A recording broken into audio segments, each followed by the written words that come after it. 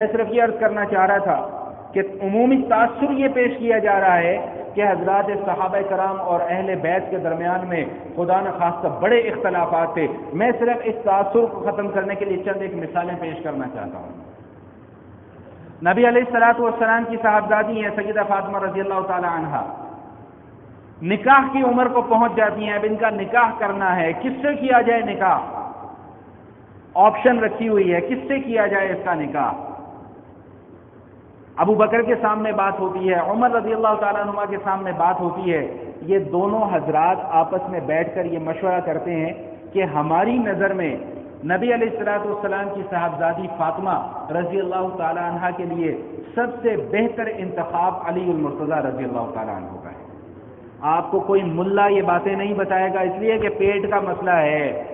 اگر کسی ملا نے یہ باتیں بتا دی کہ علی کی شادی فاطمہ سے کروانے میں ابو بکر اور عمر کا بھی ہاتھ تھا تو اس کی دکان تو بند ہو جائے گی۔ لیکن میں آپ کو پورے دعوے کے ساتھ، پورے اعتماد کے ساتھ اور پورے حوالوں کے ساتھ ریت کی دیوار پر کھڑا ہو کر بات نہیں کر رہا، میں حوالے موجود ہیں الحمدللہ۔ اور یہ دونوں حضرات علی کے پاس جاتے ہیں رضی اللہ تعالی عنہ، ساتھ عثمان رضی اللہ تعالی عنہ بھی ہیں۔ کیسے آنا ہوا؟ ہم یہ چاہتے ہیں کہ آپ اپنی شادی کا پیغام نبی علیہ الصلوۃ والسلام کے پاس لے کر جائیں۔ میں کہا میں کیسے جاؤں، میرے پاس تو کھانے پینے کو کچھ نہیں ہے۔ اور کہا اس کی آپ فکر چھوڑ دیں، اگر تنگدستی ہے تو ہم کس لیے ہیں؟ یہ صحابہ کی آپس میں محبت بتلا رہا ہوں آپ کو میں۔ علی کی شادی کروانی ہے، ابو بکر اور عمر درخواست لے کر جا رہے ہیں اور کہتے ہیں تنگدستی کی فکر نہیں کرنا، ہم آپ کے ساتھ ہیں، اگر کوئی مسئلہ ہوگا تو ہم دیکھ لیں گے۔ علی جاتے ہیں نبی پاک صلی اللہ علیہ وسلم کے پاس، یا رسول اللہ میں آپ کی خدمت میں اس لیے حاضر ہوا ہوں کہ میں چاہتا ہوں کہ آپ اپنی صاحبزادی فاطمہ کا نکاح میرے ساتھ کر دیجیے۔ نبی علیہ الصلوۃ والسلام خوش ہوئے لیکن اظہار نہیں فرمایا، اظہار نہیں فرمایا۔ بعد میں علی رضی اللہ تعالیٰ عنہ کسی کام سے چلے گئے تو ابو بکر کو، عمر کو، عثمان رضی اللہ تعالیٰ عنہ کو سب کو بلوایا اور مجمع کے اندر جا کر اعلان کر دیا کہ اللہ نے مجھے حکم دیا ہے کہ میں اپنی بیٹی فاطمہ کا نکاح علی کے ساتھ کر دوں، اور اللہ نے آسمانوں پر بیت المعمور کے سامنے فرشتوں کو گواہ بنا کر یہ نکاح کر دیا ہوا ہے۔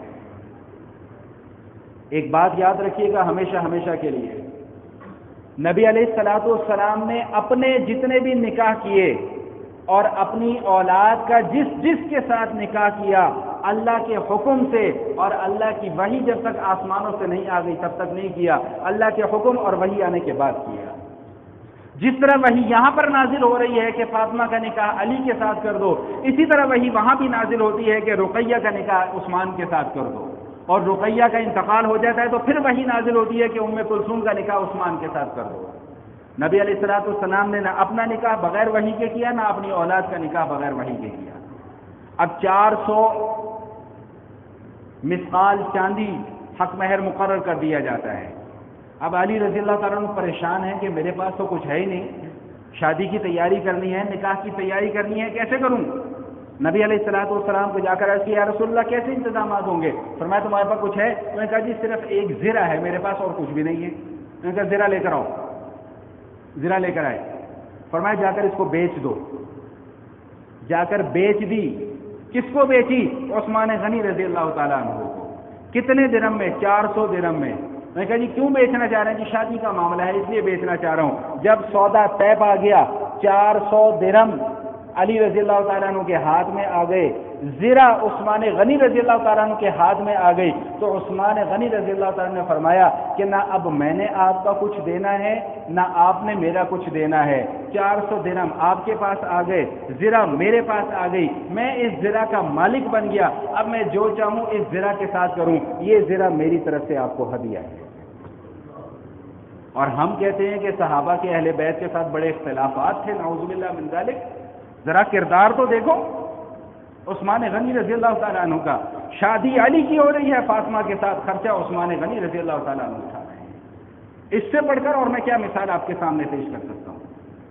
نکاح ہوتا ہے، نبی علیہ الصلوۃ والسلام فرماتے ہیں اللہ نے بیت المعمور میں فرشتوں کو گواہ بنا کر فاطمہ اور علی کا نکاح کر دیا ہے اور مجھے حکم دیا ہے کہ تم زمین پر یہ نکاح کرو۔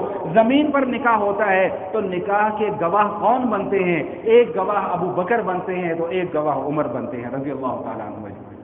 اور ہم کہتے ہیں کہ صحابہ نے اہل بیت کے ساتھ بڑے ظلم کیے، الیاذ باللہ ثم الیاذ باللہ ثم الیاذ باللہ۔ ذرا ان کی محبت تو آپ دیکھیں آپس کی کیا تھی۔